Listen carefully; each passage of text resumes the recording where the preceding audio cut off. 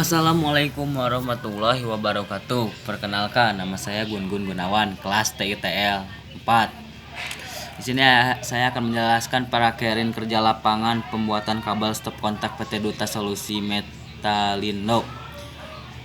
Kabel listrik adalah media untuk mengantarkan arus listrik ataupun informasi. Bahan dari kabel ini beraneka ragam, khususnya sebagai pengantar arus listrik. Umumnya terbuat dari tembaga dan umumnya dilapisi dengan pelindung. Selain tembaga, ada juga kabel yang terbuat dari serat optik yang disebut dengan fiber optik kabel. Umumnya terbuat dari tembaga penghantar tembaga setengah keras. Memiliki nilai tahanan dengan tegangan tarik putus kurang dari 41.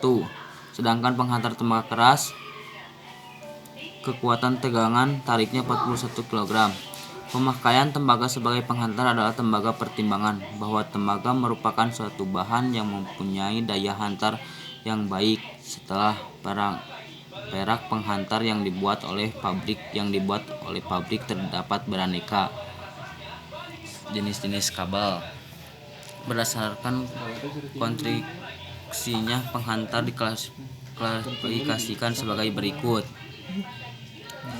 Penghantar pejal solid, yaitu penghantar yang berbentuk kawat pejat yang berukuran sampai 10 mm, tidak dibuat lebih besar lagi dengan maksud untuk memudahkan pengulangan maupun pemasangannya. Penghantar berlilit, penghantarnya terdiri dari beberapa urat kawat yang berlilit dengan ukuran 1 mm 500 mm. Penghantar tersebut fleksibel, banyak digunakan untuk tempat yang sulit. Alat portabel, alat-alat ukur listrik dan kendaraan bermotor. Stop kontak. Sekarang akan menjelaskan tentang stop kontak. Stop kontak merupakan material instalasi listrik yang berfungsi sebagai muara penghubung antara arus listrik dengan peralatan listrik. Agar alat listrik terhubung dengan stop kontak, maka diperlukan kabel dan striker atau colokan yang nantinya akan ditancapkan pada stop kontak. Membuat kabel untuk stop kontak. Stop kontak ini dibuat untuk memenuhi komponen di kabinet untuk penggunaan tower listrik sebagai muara hubungan antara alat listrik dengan aliran listrik dengan menggunakan kabel NYYHY ukuran 3 x 0,75 mm. Soket lampu dibuat untuk kedudukan lampu di kabinet yang disambungkan ke sumber rectifier agar lampu bisa menyala dalam kabinet. Untuk tower listrik, tombol untuk menyalakan lampu berada di dalam kabinet seperti lampu di kulkas. Cara pembuatan kabel: memotong dua kabel NYYH sepanjang 1,7 meter dan 1,3 meter.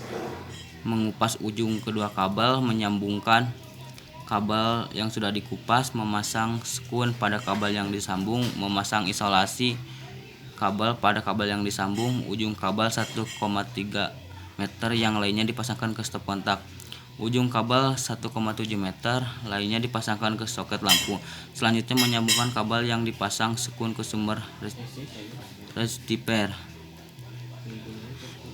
Gambar kabel listrik. Kesimpulan: di dalam praktek kerja di bidang ini kami mendapatkan pelajaran berharga, yaitu mengetahui bagaimana stopping kabel, cara membersihkan kabel, membuat kabel telepon, dan membuat kami menjadi lebih teliti dalam bekerja.